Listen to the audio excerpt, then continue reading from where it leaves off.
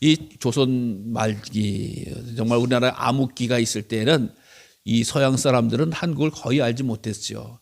어떤 분들에 의하면 우리나라가 88년도 올림픽을 했어도 대한민국이라는 나라는 세계적으로 잘 몰랐다는 거예요.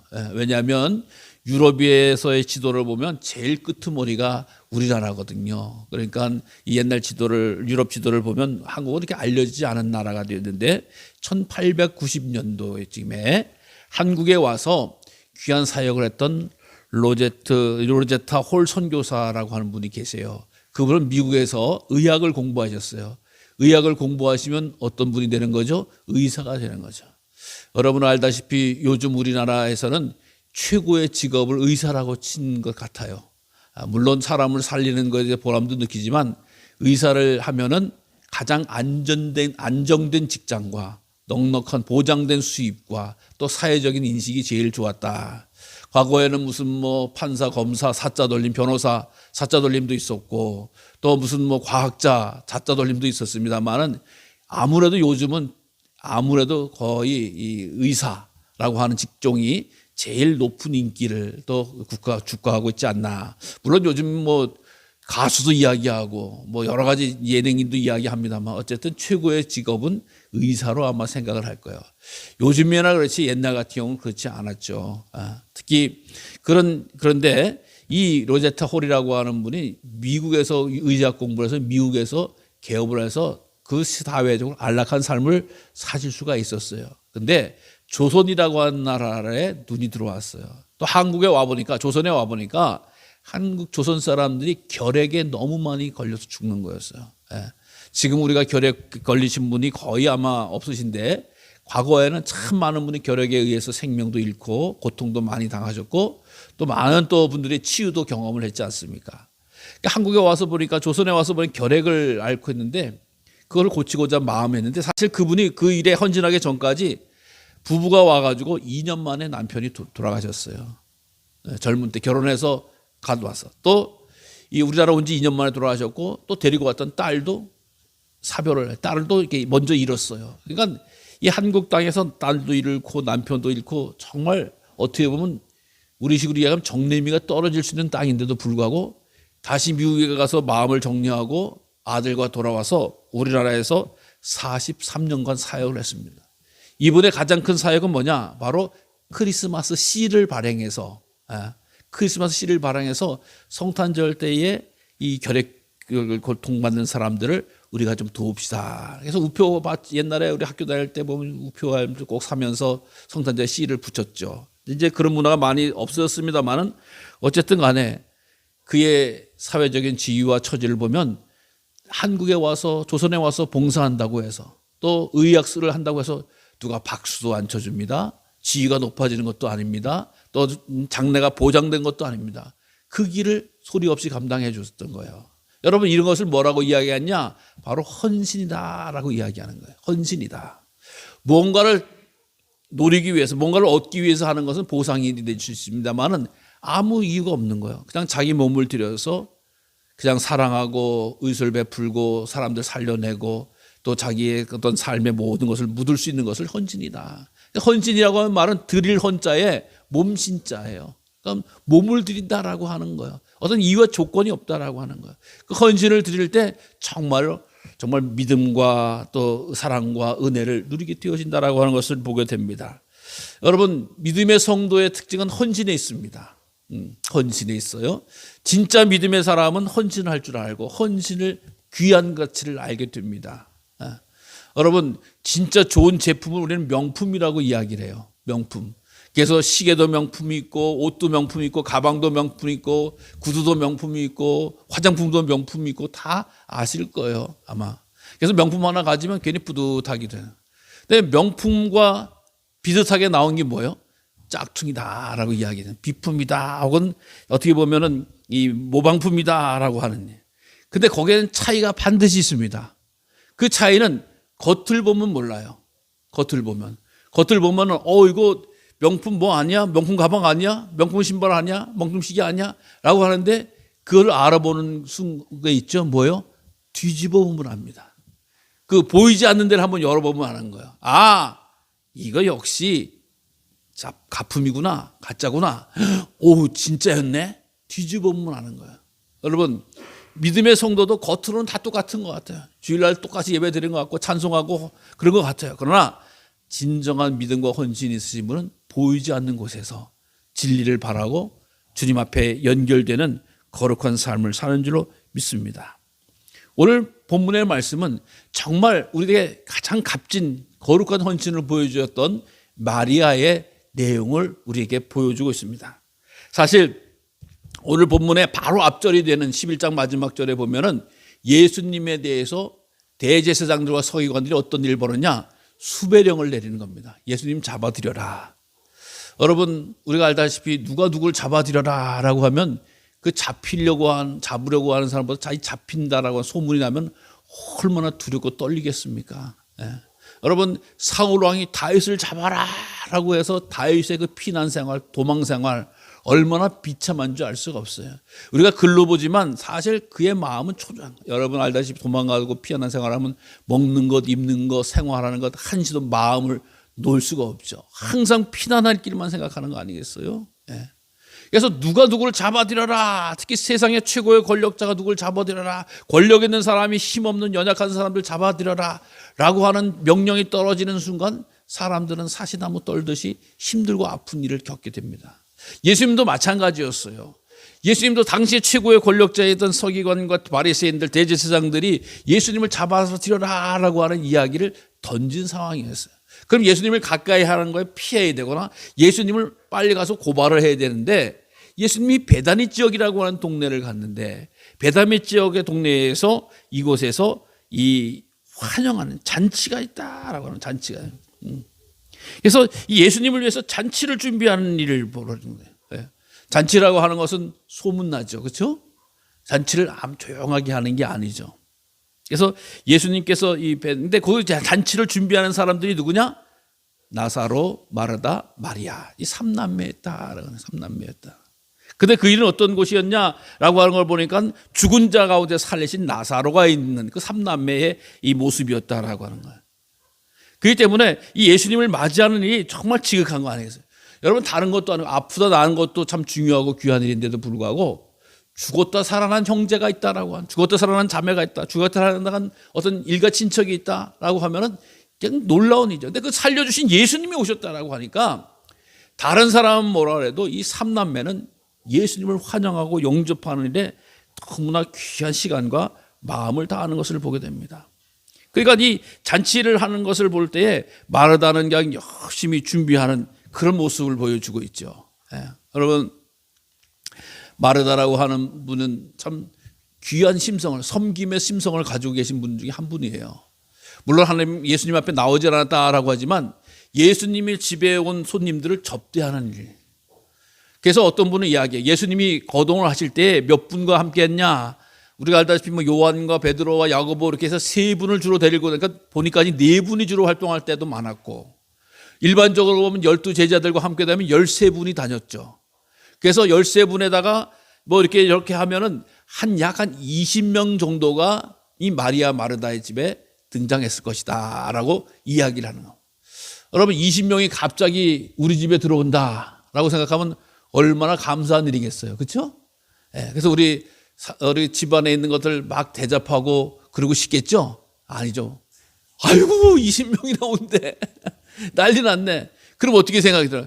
빨리 가서 뭘 대접해야 될지, 뭐 차는 뭘 대접할지, 뭐 국은 뭘 식사를 준비해야 되나, 뭘 해야 되나? 우리 준비를 생각하는 여성분들은, 주부는 너무 복잡해지는 거예요. 아유, 빨리 가서 상방에 가서 뭐 농협 파노라마트 가서 장을 보다가 먹여야 될까, 무슨 뭐 어디 선수회 가서 뭐 회를 떠다가 뭐 어떻게 해야 될까? 여러 가지로 막 생각이 복잡하게 돌아가잖아요. 어떻게 집에 오는 손님은 그냥 보내냐? 이렇게 생각을 하는 거예요. 당연한 거예요. 너무나 귀한 마음이죠. 마르다가 그런 일을 감당하는 분이었어요. 집에 갑자기 예수님, 내 동생을 살리신, 내 형제를 살리신 그런 주님이 온다는데 뭔들 아깝지 않겠어요? 여러분 생각해 보세요. 오늘날에는 마트도 갔다 올 수 있고 뭐 여러 가지 할 수도 있고, 아니면 냉장고에 있는 것 중에서 깊은 데서 두고두고 났던 걸 꺼내서 먹을 수도 있죠. 근데 사실 이 당시 예수님 시대에 무슨 마트가 있겠고 무슨 냉장고가 있겠어요. 집에 그냥 밀가루나 있고 소금이나 있으면 다행이지 무슨 뭐 이렇게 그러니까 이 마르다의 마음이 가장 귀한 손님을 접대하는데 마음이 분주하게 되어줄 수밖에 없었다라고 하는 거예요. 그러면서 이 마르다가 이렇게 있는데 이 나사로는 예수님과 앉은 장 중에 있다.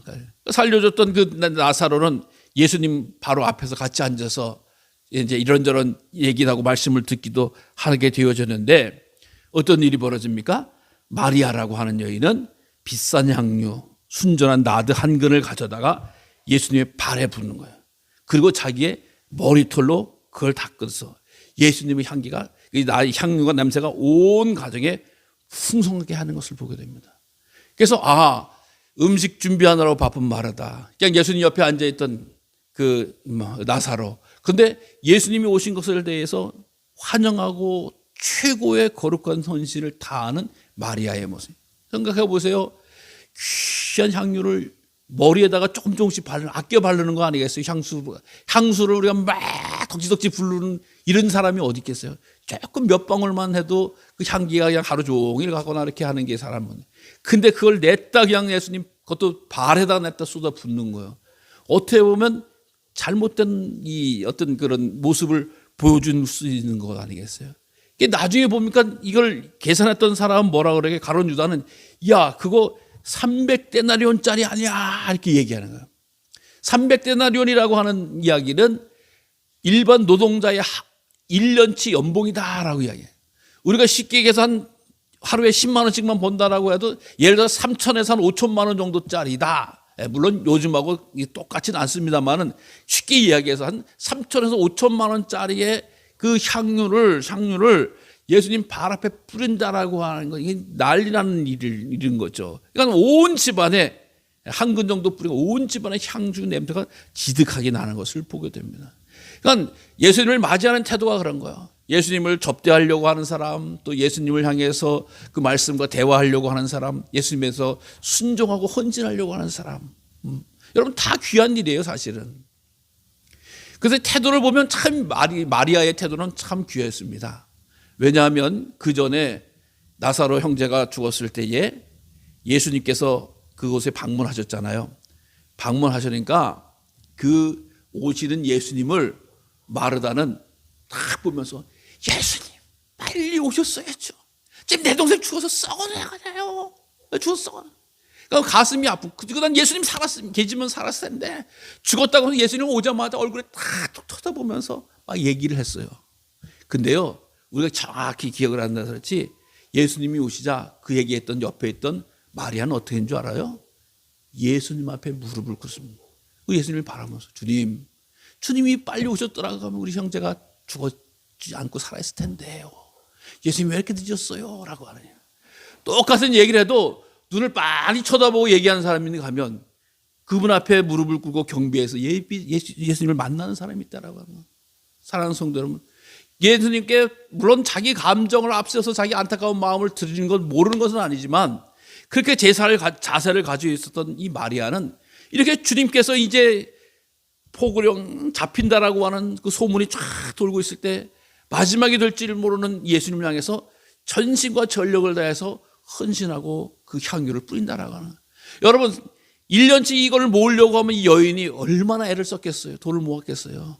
요즘 같은 경우도 여성으로서 돈 모으기가 쉽지 않지만 그 오랜 2000년 전에 여성이 무슨 돈이 있어서 무슨 일을 할 수 있어서 밖에 나가서 무슨 뭐 설거지를 할 수 있어요. 무슨 뭐 노동을 할 수 있어요. 제대로 할 수 없는 가운데도 불구하고 오랜 시간 주님을 위해서 준비했다라고 하는 것밖에 알 수가 없는 거예요.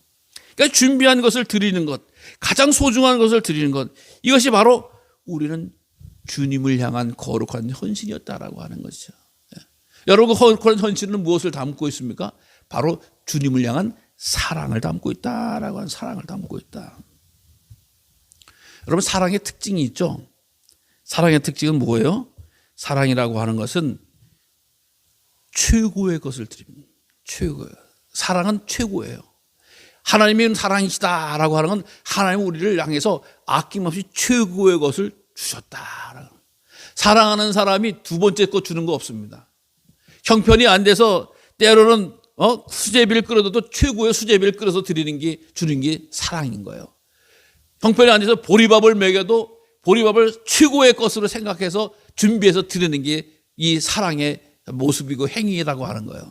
아유, 쌀밥이 있는데, 쌀밥은 누구 줘야 되니까 쌀밥은 나중에 제사 지내니까 두는 게 아니잖아요. 그냥 사랑하는 자녀들이 오면 최고의 것을 선택하는 거예요. 남의 집에서 볼 때는 둘째, 셋째, 넷째가 될지 모르지만 우리 집에서는 최고의 것을 드리는 게 사랑 아니겠습니까? 여러분, 이 사랑이라고 하는 것은 계산하지 않는 거예요. 최고의 것을 드리는 겁니다.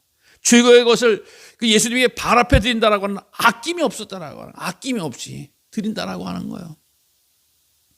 한 남녀가 결혼을 앞두고 백화점을 방문했다는 거예요.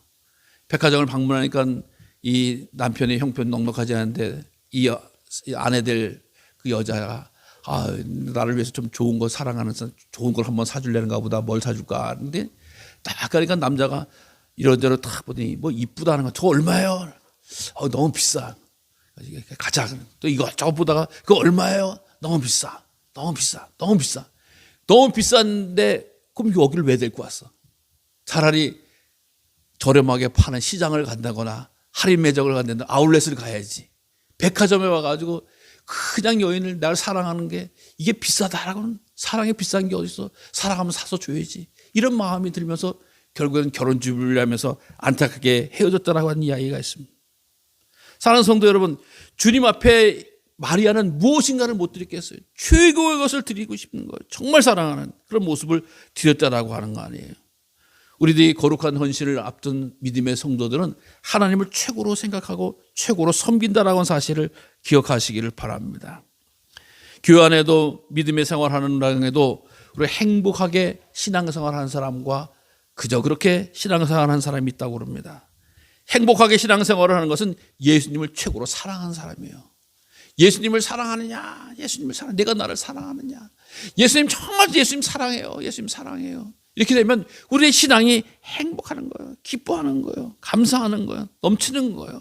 그러나 예수님 사랑하는 게 내가 예수님 사랑하는 건지도 모르겠고 아는 것도 모르고, 사실은 뭐가 더 사랑, 돈이 더 사랑하는데, 취미가 더 생활하는데, 또 뭐 먹는 게 더 사랑하는데, 관광 다니기 더 사랑하는데라고 하면서 이러면 주님께 나오는 시간과 주님과 교제하는 시간이 값이 별로 떨떠름해지는 거예요. 귀하게 여겨지지 않는 거예요. 여러분, 정말 주님을 사랑하시면 주님과 함께하는 생활이 최고인 줄로 믿으시길 바랍니다. 그 사랑이 정말 최고라고 하는 거예요. 여러분, 또 사랑이라고 하는 거룩한 헌신이라고 하는 것은 사람의 비난 때문에 주저하지 않는 것을 보게 됩니다. 아니, 주님을 향해서 주님께서도 말씀하셨듯이 그 최고의 헌신을 드리는 마리아의 뒤통수에다 대고 뭐라고 이야기합니까? 가룟 유다는, 야, 가난한 자들 그거 팔아서 300대란 팔아서 가난한 사람들 줘야 될 거 아니야. 어떤 인본주의적인 이런 생각을 하고 또 자기 나오는 공의로운 이야기를 해요. 가난한 사람 줘야 될 거 아니야 라고 하면서 이야기하지만 성경은 그 속사람을 꽉 찌릅니다. 뭐라고 말씀하십니까? 그는 가난한 사람을 생각하는 게 아니다. 그는 도둑이다 라고 해요. 가룟 유다는 도둑이다 라고 꽉 집어서. 왜? 돈꾀를 맡고 있지만 사실을 그는 거기서 훔쳐가는 사람이다. 여러분 아시다시피 이 회계 가룟 유다는 그 제자들 사이에 회계잖아요. 재정부를 맡고 있는 사람이네. 그러니까 그 300데나리온이라고 하는 걸 계산도 먼저 딱 했고 문제 얘기를 해서 가난한 사람을 주면 될 텐데라고 하면서 오히려 그 헌신하는, 아이고 내가 우리 주님한테 이렇게 헌신을 못하지만 그래도 마리아는 헌신하네. 그래 참 복되다. 아니면 가만히 있든지 했는데, 야 가난한 사람들이 있는데 사람을 먼저 보는 거 아니겠어요? 하나님을 보는 게 아니라 가난한 사람들 300데나리온 줘야 되지 않냐 라고 이야기했는데 도둑이라고 팔린. 이 가룟 유다의 심보는 뭐예요? 300데나리 나에게 들어오면 내가 재정부를 갖고 있으니까 거기서 내 마음대로 띄어먹고 쓰겠다라고 하는 그 심보예요. 여러분, 이 가룟 유다는 얼마나 계산적인 사람인지 알 수가 없어요. 예수님을 은 얼마에 팔았다고요? 30에 팔았어요. 은 30에. 은 30이면은 데나리온으로 환산하면 얼마인 줄 아세요? 120데나리온이에요. 그러니까 이 오늘 여인이 바친 헌신의 반도 안 되는 거야. 300데나리온의 반이 150데나리온인데 이 여인은 300데나리온을 바쳤는데 이 가룟 유다는 그 싼 120데나리온에 예수님을 팔아먹는 거예요. 그러니까 돈이라고 하면 환장한 사람인 거예요. 어떻게 보면은 예수님 팔아먹은 거. 그러니까 그렇게 했던 사람이니까 얼마나 그 마음이 사악한 사람이에요. 여러분, 우리가 주님의 일을 향해서 마리아처럼 헌신하고 충성할 때 반드시 시험이 오는 거예요. 그것도 다른 사람이 아니에요. 가까이 있는 주변 사람들도 시험을 당할 수가 있습니다. 아니, 적당히 좀 해. 뭐 이렇게 티를 내려고 그래. 뭐 이렇게 우리 교회에서는 그렇게 하는 게 아니야라고 하면서 얼마나 많이 열심히 헌신하는 사람들 대해서 엉뚱한 소리를 하면서 때론 가로막는 사람들이 알 수가 없는, 그 사람들을 주님은 도둑 같다라고 이야기하고 있는 거야. 그래, 나는 못하지만 당신은 열심히 해. 아름답게 정말 귀한 일을 감당해줘서 고마워. 이게 해야지 믿음의 사람이라고. 여러분, 그러나 이 거룩한 헌신하는 여인은 사람의 소리에 귀를 기울이지 않습니다. 주님과의 사랑이 최고였고 주님과의 헌신이 최고였습니다. 사람의 비난도 들리지 않고 헌신하는 그 길을 갈 수 있었던 마리아의 모습이었다라고 하는 것입니다. 사랑하는 성도 여러분, 많은 사람이 많이 있어서 헌신하고 또 내놓는 것이 아니잖아요. 주님을 사랑하니까, 주님을 우선으로 여기니까, 그래서 마음을 다하고 목숨을 다하여 주 너의 하나님을 사랑하라고 하셨으니까 주님을 사랑하는 것 아니겠습니까? 여러분, 이 사순절기에 우리들이 다시금 회복하고 발견하고 의지할 것은 주님을 사랑하는 일인 줄로 믿으시기 바랍니다. 주님은 우리를 향해서 십자가에서 물과 피와 땀과 모든 것을 다 흘려서 돌아가신 주님이세요. 우리의 구원과 영생을 향해서 하늘의 보좌와 영광을 보러 이 땅에 내려오신 사랑의 주님이십니다. 주님은 그렇게 우리를 사랑하는데 우리는 주님을 향해서 맨날 때로는 불평하고 원망하고 또 내게 응답 안 해준다고 뭐라 그러고 이런저런 얘기할 수 있는 거 아니라고 하는 거예요. 주님은 우리를 살려주세요. 오늘 본문에도 말씀처럼 이 나사로가 있는데 죽었던 죽은 자 가운데 살리신 나사로다라고 이야기하지 않아요. 여러분, 사실 우리는 예수 믿기 전에 어떤 상태였어요? 죽었던 거예요. 너희가 이전엔 죽었었다라고 하는 거예요. 예수님 만나서 산 거지, 예수님 만나서 구원받은 거지, 예수님 만나서 영생을 얻은 거지, 우리는 스스로 구원과 영생의 길을 갈 수 있는 조건이 아무도 없다라고 하는 거예요. 그러니까 예수님 때문에 구원받은, 예수님 때문에 살아난 우리는 주님을 사랑하고 주님을 위해서 거룩한 헌신을 하는 데 있어서는 뒤쳐져서는 안 된다라고 하는 거예요. 그냥 마리아의 이야기를 마리아는 참 좋은 얘기나 그 사람 참 좋은 사람이야, 그냥 고개만 끄덕거리는 것이 아니라 내 마음속에 불을 당겨와야 되는 거예요. 내 마음속에 마리아를 담아야 되는 거예요. 주님, 저도 주님처럼 마리아처럼 주님을 사랑하겠습니다. 사랑하겠나이다. 주님의 사랑만 기억하겠나이다. 주님의 사랑대로 살고 싶습니다 라고 불일 듯 일으키고 세워나가는 계절이 바로 이 사순절기인 줄로 믿습니다. 여러분, 우리가 살 때 어디까지 살아요? 영혼까지 사는 거예요. 영생까지 사는 거예요. 주님의 나라에 들어가기까지 영원히 산다라고 이야기하는 겁니다. 그 주님의 관계가 날마다 뜨거운 사랑으로 회복되는 은혜가 있으시기를 바랍니다. 이 세상 살아갈 때는 때로는 미울 때도 있고 서운할 때도 있고 아쉬울 때도 있고 슬플 때도 괴로울 때도 있지만, 이제 주님과 만나서 영원한 잔치에 들어가게 되면 영원히 기쁘고 감사하며 헌신하며 살아가는 거예요. 주님께서 그 말씀하신 거예요. 아이고 마리아야, 네가 그렇게 어려운데도 나를 위해서 장례를 준비했구나, 내를 위해서 헌신했구나. 이게 다른 성경에 보면 계속 전해진다고 하는 거예요. 이 마리아의 헌신이 계속 전해진다고 하는 거예요. 여러분, 그래서 지금도 우리가 헌신하면 이 마리아의 헌신을 주님 오시는 그날까지 계속 성경은 이야기하고 있고 설교를 할 수밖에 없는 것이라고 하는 거예요. 이 한 여인의 회복과 한 여인의 헌신처럼 우리의 심령 속에서도 주님을 향해서 잃어버렸던 내려놨던 마음을 다시 찾고 사랑을 회복하고 사랑의 헌신을 회복하시길 바랍니다. 겨우 생활하는 것이 아니라 넉넉히 생활하시기 바랍니다. 기도하는데도 열심히, 예배하는데도 열심히, 봉사하고 헌신하는데도 열심히, 또 모이는데도 열심히 하는 그런 사랑의 헌신, 거룩한 헌신이 우리 가운데 일어서기를 바랍니다. 그것을 주님이 보시는 거예요. 주님이 기뻐하시는 거예요. 주님이 아름답게 여겨주신다라고 하는 사실을 반드시 기억하시면서 이번 사순절을 통해서 하나님께 가까이 나아가고 주의 사랑으로 충만한 우리 모두가 되어지기를 간절히 주님의 이름으로 축원합니다. 기도하겠습니다.